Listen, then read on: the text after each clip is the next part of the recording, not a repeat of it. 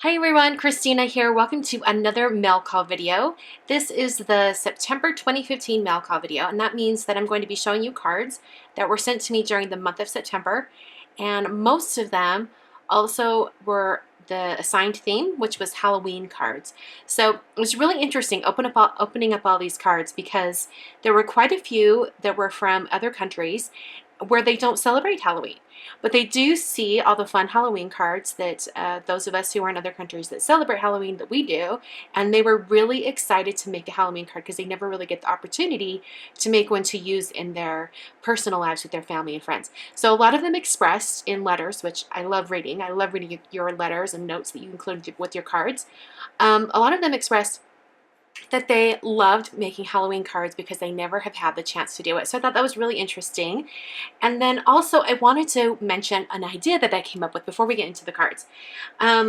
So for those of you who are unfamiliar with mail call, it's when I give you a theme for the month and then you make a card and then send it in and I get to show it on camera.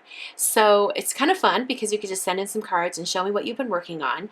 But there's always sort of been a little thing in the back of my mind that is thinking, wow, these people are spending all this time making these lovely cards and then they mail it to me and then sometimes you don't get the card back. It's just I can donate it, or sometimes if it's you have a note written inside to me, then I keep it, things like that. But I've always wondered, like, was there a better way to do it?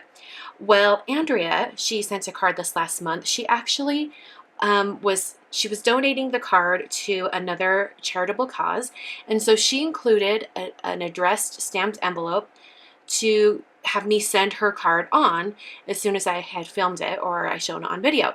And this got me thinking that what if you guys want to, you can definitely do this. What if you've made a card for your grandmother, let's say, and you want to include that in mail call? All you would need to do is send me the card and include an envelope that's addressed to your grandmother and put postage on it. And then as soon as I've done my mail call video, I will mail that on to your grandmother, if that makes sense. So if you don't necessarily want the card back for yourself, but you like to send it on to a loved one, and you're comfortable with me seeing the note inside, possibly because I have to open it up to see what's inside, you could definitely do that. You could address your card or your envelope to your loved one, and then after I'm done with it, I will pass it on. It's definitely doable. Now, the one thing you have to note is that I always do these mail call videos probably within about the first week of the month. So for instance, if you're sending in something for the month of October, just make note that your card won't be passed on to your loved one until about the second week of November, if that makes sense, just to be safe. So if it's something timely like a birthday card or something like that, as long as you get it done or really early and know that it won't be mailed until the following month's second week, then totally good. I just thought I'd throw that out there in case any of you wanted to try that. So like I've done in the past, I'm going to first show you guys some of the cards that I've received this month that caught my eye, including cards from younger crafters. And I just want to make a note that if you are a younger crafter or if you have a child that wants to send in a card, please make sure that you write a little note that says the age of the crafter, because I want to make sure that all of the cards that are sent by our younger crafters get into the video in this way. So I'm going to go ahead and start showing you these cards. Oh, and then after I finish these and I'm going to show you and talk about them, then I'm going to show you all of the cards that I've received this month. And there were some amazing Halloween cards, so I just wanted to share with you guys. So this is the first one. This is from Jenny in Ecuador, and she has this fun embossing folder. I hope you guys can see that. Maybe if I move my light down here a little bit. There you go. You can see a little bit better. Okay, so then you open it up, and unfortunately, some of these got a little stuck. I think maybe she used some glossy accents or enamel accents and they got a little sticky, but I love the idea of having all these ghosts that pop out. I thought that was so fun. Next up is a shaker card from Magda in Poland. She mentions that she is new to card making and she doesn't have any of the regular tools and supplies. She just has paper and cardstock, and she printed out these letters on her computer, but everything is hand cut. I think that's just amazing, especially since she got 2 layers of this to match up. I think it looks really great. So that is Magda from Poland. Here's one of our younger crafters. This is from Julia, who is 12 in Connecticut. And she turned this little bunny into a witch with a witch's hat. I thought that was so fun.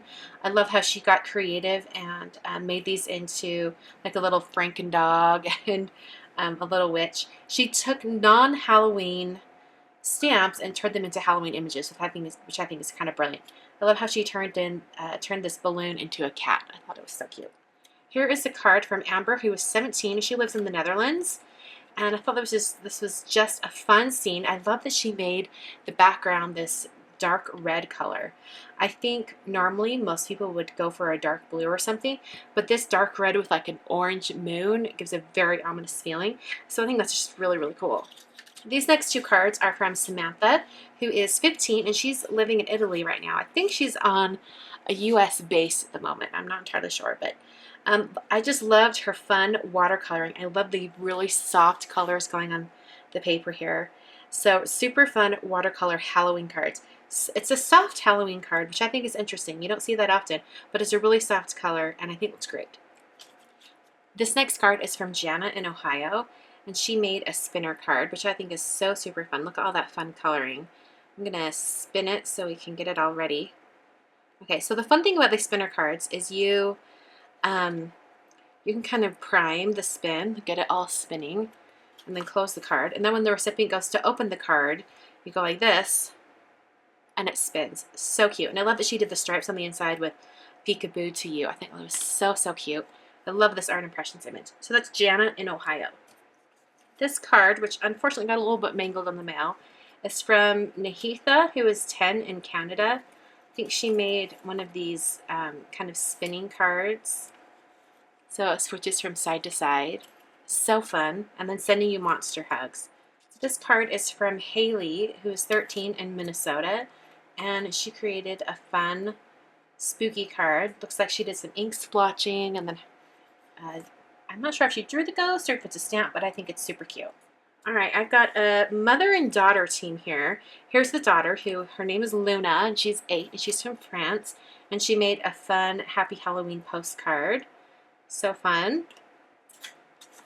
And then this is from her mother, Mariposa. I think that Mariposa, I'm not sure how to say it.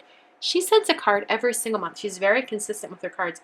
I think her and Christina from Grace, those are the people that I get a card from every single month. So just want to send out a big thank you to her for watching and always sharing her inspiration and her cards. So I'm going to open this up.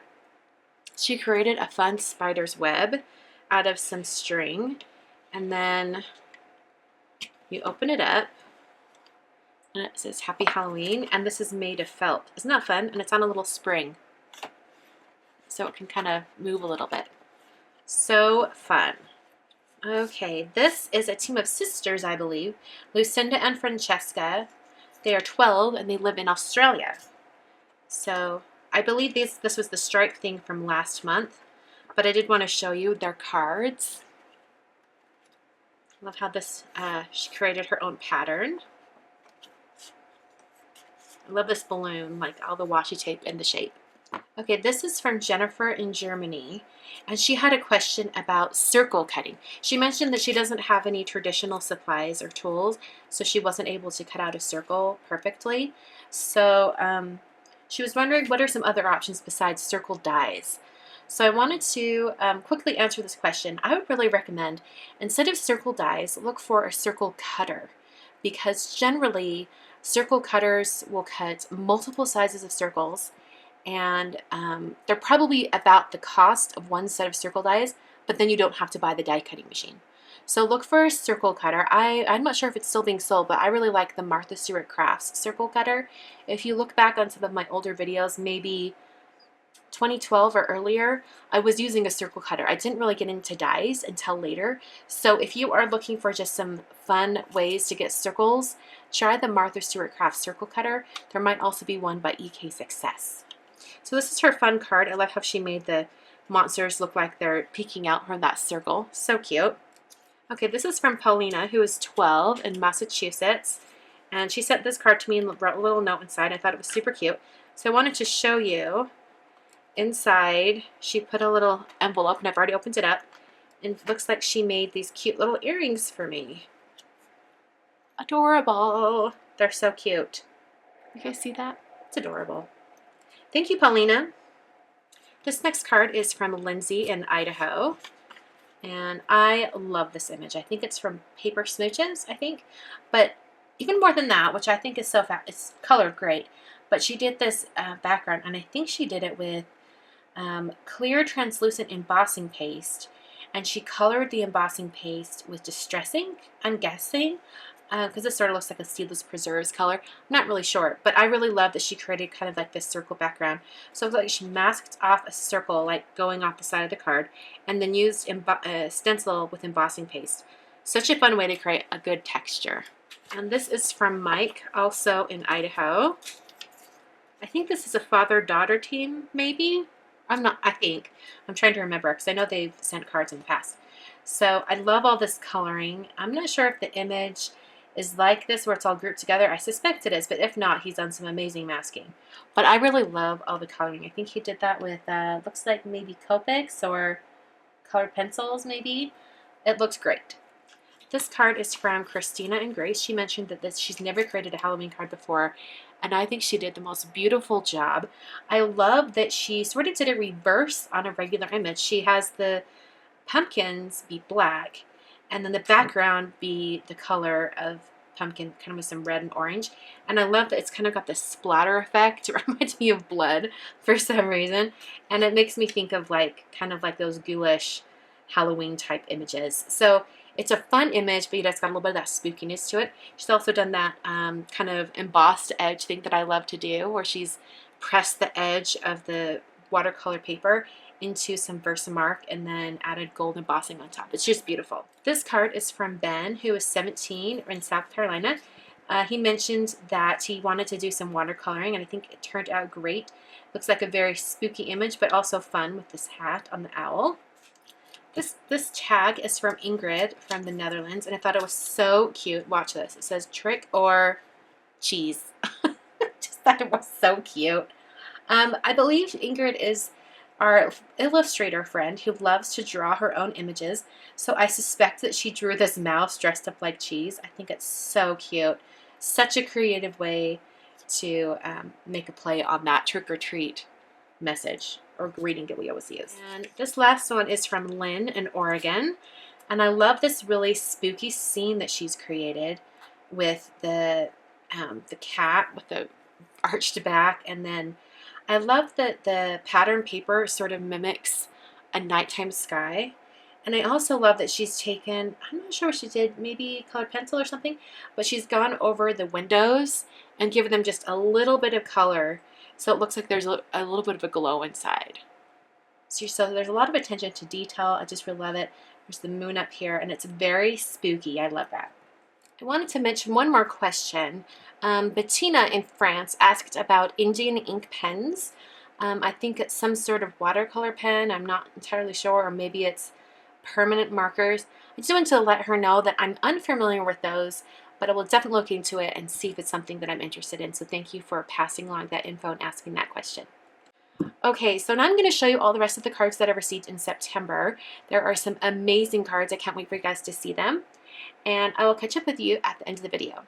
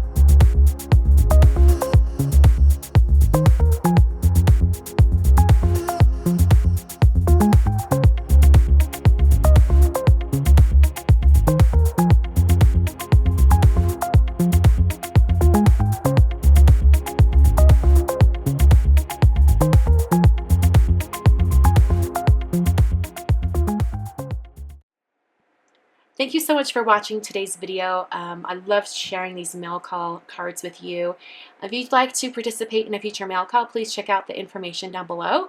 I always include the current themes for the current month and the following month in all of my video descriptions for my videos. And I also have all the information listed at my blog as well if you want to check it out over there. Thanks so much for watching, and I will catch you guys next time. On screen right now are the 3 previous months of mail call. So if you want to see more inspiration from crafters just like you, click on any of the videos that are on screen right now. If you're on a mobile device and you cannot click on the screen to go to those videos, check out the video description below. I always list all of these videos that I include at the end of my videos. I include that in the video description, so you guys can click over from there. Once again, thank you so much for watching, and I'll catch you guys next time.